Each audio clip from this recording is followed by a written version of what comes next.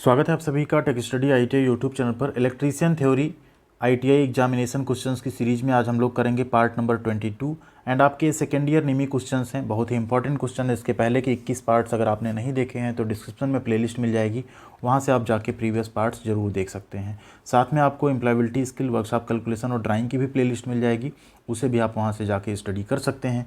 Channel पर नए हैं तो प्लीज़ सब्सक्राइब करके इस तरह से बेल आइकन को हिट कर लीजिएगा, साथ में वीडियो को लाइक भी कीजिएगा और take study ITI Telegram channel पर जुड़ जाइएगा सभी तरह की जॉब, अप्रेंटिसशिप और पढ़ाई की वीडियोज़ की अपडेट पाने के लिए यूट्यूब के साथ साथ। स्टार्ट करेंगे यहाँ पे क्वेश्चंस 226 नंबर क्वेश्चन। एंड एक चीज़ और आपको बता दें, यहाँ पे ये आपका आज लास्ट पार्ट है सेकेंड ईयर का। जैसा हमने आपसे प्रॉमिस किया था डेली बेसिस पे वीडियो देने का, आज सेकेंड ईयर यहाँ पे कंप्लीट हो जाएगा। इसके बाद फर्स्ट ईयर एंड अदर जो ट्रेड्स हैं उनको भी यहाँ पे हम स्टार्ट करने वाले हैं चैनल पे। तो अपने सभी दोस्तों के साथ शेयर कर दीजिएगा चैनल का लिंक, जिससे वो भी यहाँ पे आके अपनी पढ़ाई आसानी से कर सकें। क्वेश्चन 226 है यहाँ पे, what the purpose of cross arm in OH line. OH मतलब क्या है? ओवरहेड जो ट्रांसमिशन लाइंस होती हैं उसमें क्रॉस आर्म का क्या उद्देश्य होता है।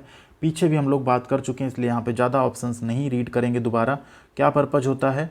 जो इंसुलेटर्स होते हैं ना, उन्हें यहाँ पे होल्ड करें। क्या है? Holding the insulators where the conductors are fastened. जहाँ पे कंडक्टरों को भी बांधा गया इंसुलेटर्स पे, उन्हें क्या करना?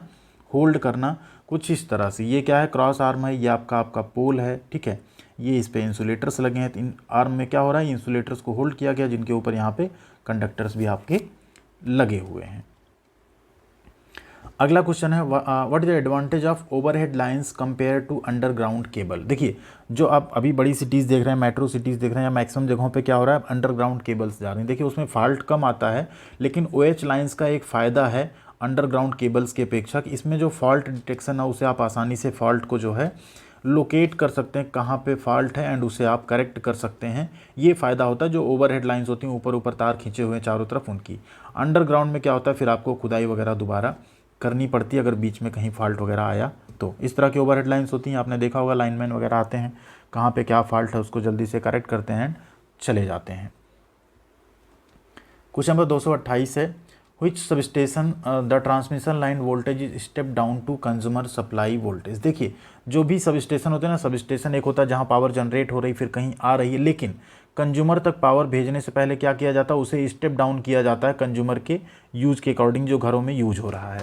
तो वो वोल्टेज कहाँ पे स्टेप डाउन किया जाता है? मतलब ट्रांसमिशन लाइन वोल्टेज को किस स्थान पे उपभोक्ता आपूर्ति वोल्टेज में लाया जाता है? तो वो है आपका डिस्ट्रीब्यूशन जो सब स्टेशन है, वितरण सब स्टेशन जो होते हैं ना, डिस्ट्रीब्यूशन वाले सब स्टेशन, वहाँ पे जो है इसे स्टेप डाउन करके कंज्यूमर की सप्लाई के वोल्टेज के बराबर किया जाता है। अगला क्वेश्चन है, what will happen to the string arrangement of disc insulators if one of the disc insulator gets damaged. यदि डिस्क इंसुलेटर क्षतिग्रस्त हो जाता है तो डिस्क इंसुलेटर की स्ट्रिंग व्यवस्था का क्या होगा? तो क्या होगा? मान लीजिए डिस्क इंसुलेटर आपका ये है, ठीक है, इसमें कोई एक जो है क्षतिग्रस्त हो जाता है, क्या हो जाता है? जो डिस्क इंसुलेटर का क्या happen if the string arrangement इतना if one of disc insulator gets damage. तो क्या होता है कि जो डैमेज्ड आपका डिस्क है ना, वही फंक्शन नहीं करेगी, बाकी सारे क्या करेंगे? फंक्शन करते रहेंगे, ठीक है। तो राइट आंसर हो गया आपका ऑप्शन नंबर सी। अगला क्वेश्चन है, how the sparking on the aluminium cord conductors binding joints can be prevented. जोड़ों को बांधने वाले एल्यूमिनियम कॉर्ड वाले कंडक्टरों पर स्पार्किंग को कैसे रोक सकते हैं? तो कैसे रोक सकते हैं? तो उसे हम रोक सकते हैं क्या करके? बाइंड करें, ठीक है, making binding turns very tight. बांधने वाले जो घुमाव उन्हें हम क्या करें? एकदम कस कर बांधें, तो वहाँ पे एयर गैप भी नहीं बनेगा, तो स्पार्किंग भी वहाँ पे नहीं होगी।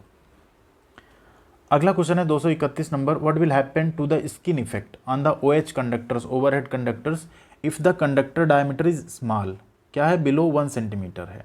OH कंडक्टरों पर स्किन इफेक्ट का क्या होगा अगर कंडक्टर का व्यास बहुत छोटा है? तो स्किन इफेक्ट हमने आपको बताया था, अगर व्यास ही बहुत छोटा है तो उस केस में क्या होगा? ये नेग्लिजिबल बन जाएगा। जैसे बड़ा व्यास है तब तो यहाँ किनारे किनारे आपके क्या हो रहे हैं? करंट जा रहा है, बीच वाला पोर्शन आपका क्या है? यूजलेस होता है। जैसे यहाँ ना, कैरीज लिटिल करंट, बहुत लिटिल करंट। तो अगर उसी जहाँ ये डायमीटर बहुत छोटा होगा तो क्या होगा? स्किन इफेक्ट आपका लगभग यहाँ पे नगण्य रहेगा, जो कि किस में होता है? सिर्फ और सिर्फ AC में होता है। DC में स्किन इफेक्ट आपका नहीं होता है। अगला क्वेश्चन है, which circuit breaker is installed along with wiring circuit against leakage current protection. Leakage current protection से बचाव हेतु वायरिंग सर्किट के साथ कौन सा एक सर्किट ब्रेकर जो है लगाया जाता है? OCB, MCB, ELCB या MCCB? तो यहाँ पे राइट आंसर आपका ELCB, जिसे हम लोग कहते हैं अर्थ लीकेज सर्किट ब्रेकर। क्या होता है अर्थ लीकेज सर्किट ब्रेकर? बाकी के फुल फॉर्म भी जान लेते हैं, आपके काम आएंगे। OCB मतलब होता है ऑयल सर्किट ब्रेकर, MCB मतलब मिनिएचर सर्किट ब्रेकर, आप सब जानते हैं, और MCCB मतलब होता है मोल्डेड केस सर्किट ब्रेकर। ठीक है, तो ये हो गए आपके 4 ऑप्शंस, यहाँ पे चारों का हमने बता दिया आपको। अगला क्वेश्चन है 233 number, which relay hold their contacts in position after power is cut off? Power cut off के बाद भी ऐसा कौन सा रिले है जो अपने संपर्क की स्थिति में ही रहता है? तो ध्यान दीजिए, जो लैचिंग रिले होते हैं ना, एक बार वो लैच हो गए तो पावर कट ऑफ भी हो जाने पे वो लैचिंग कंडीशन में ही रहते हैं। तो यहाँ पे राइट आंसर क्या हो जाएगा आपका? Latching relay. 234 नंबर क्वेश्चन है, what the name of circuit breaker? इस सर्किट ब्रेकर का नाम क्या है आपको बताना है। फिगर यहाँ पे दिया गया है, तो इसे हम लोग कहते हैं एयर ब्लास्ट सर्किट ब्रेकर। ये वाला जो बॉक्स जैसा नीचे दिख रहा है ना, इसमें आपके एयर जो है भरे होते हैं। कई बार आपने ऐसा ब्लास्ट सुना भी होगा जब ये सर्किट कभी ब्रेक होता है उस केस में। तो ये क्या है? Air blast circuit breaker.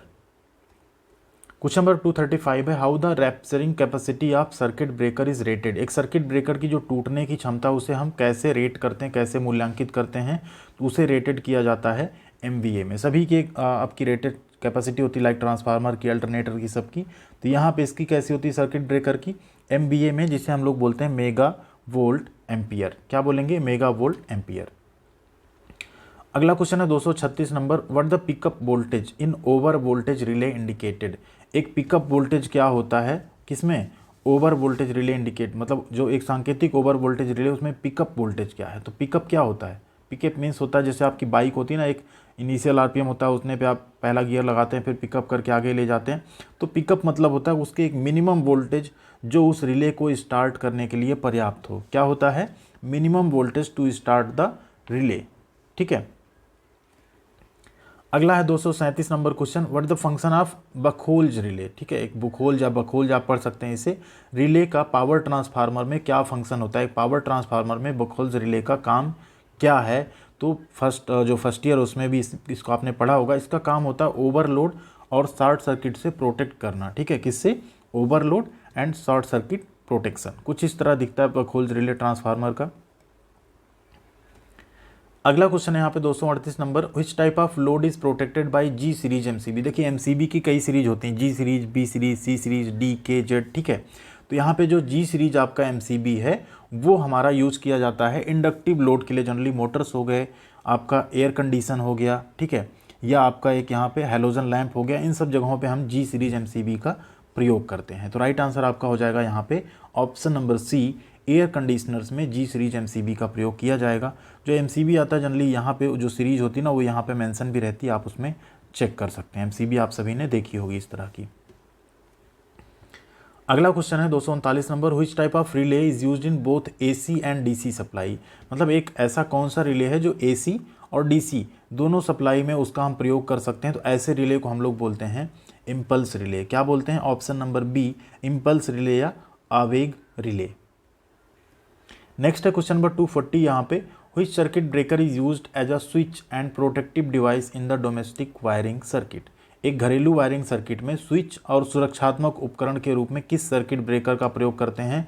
तो MCB जो होता है ना आपका मिनिएचर सर्किट ब्रेकर, इसे हम लोग कई बार स्विच के रूप में प्रयोग करते हैं, ऑन ऑफ, ठीक है, मोटर वगैरह केस में। एंड इसे हम लोग एक सर्किट ब्रेकर के रूप में जो है भी यूज़ करते हैं यहाँ पे। ठीक है, प्रोटेक्टिव डिवाइस भी यूज होता है, एज ए स्विच भी यूज होता है, किसका? MCB का।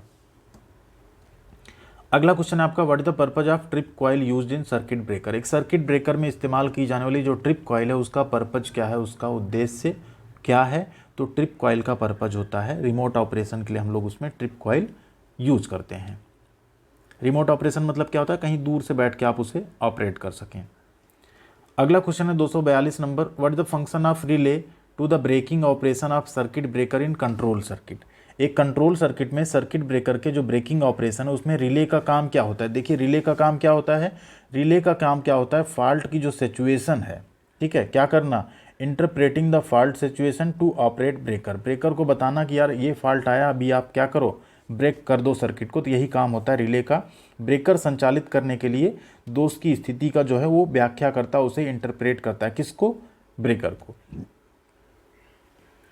अगला क्वेश्चन है, what the effect if the test button marked as X is closed permanently in ELCB। ELCB आपका एक क्या है, अर्थ लीकेज सर्किट ब्रेकर है। इसमें एक्स के रूप में आप एक स्विच देख रहे हैं ना, यहाँ पे बटन देख रहे हैं, टेस्ट बटन, ठीक है। अगर इसे क्या करें, क्लोज कर दें परमानेंटली, तो क्या होगा, अगर इसे आप क्लोज कर देंगे तो ये सर्किट पूरी तरह से क्या हो जाएगा, स्विच ऑफ हो जाएगा, सर्किट स्विच ऑफ कंप्लीटली, ठीक है। ये आपका सर्किट ही पूरा स्विच ऑफ हो जाएगा, काम नहीं करेगा। अगला क्वेश्चन है 244 number, what the defect in an air circuit breaker if trips intermittently on loading. देखिए पीछे भी हम लोग जब UPS की बात कर रहे थे ना, अनइंटरप्टेड पावर सप्लाई की, तो उसमें भी बात हो रही थी, अगर बार बार उसको आप स्टार्ट कर रहे हैं, ट्रिप कर जा रहा है ओवरलोड करके या लोडिंग करने पे, तो उसका रीज़न क्या होता है वहाँ पे कि गलत ओवरलोडिंग की सेटिंग की गई है। तो सेम यहाँ पे भी है, अगर कोई एक एयर सर्किट ब्रेकर है और बार बार ट्रिप कर रहा है, इंटरमिटेंटली मतलब होता है ना रुक रुक कर ट्रिप, जैसे आपने ऑन किया, थोड़ी देर रुका, ट्रिप कर गया, फिर आपने ऑन किया, रुका, फिर ट्रिप कर गया, तो ऐसे केस में इसका सीधा सा मतलब है कि जो सेटिंग है रिले की वो क्या है, गलत की गई है, इसलिए वो बार बार ट्रिप हो रहा है। उस सेटिंग को सही कर दिया जाएगा तो वो ट्रिप नहीं करेगा।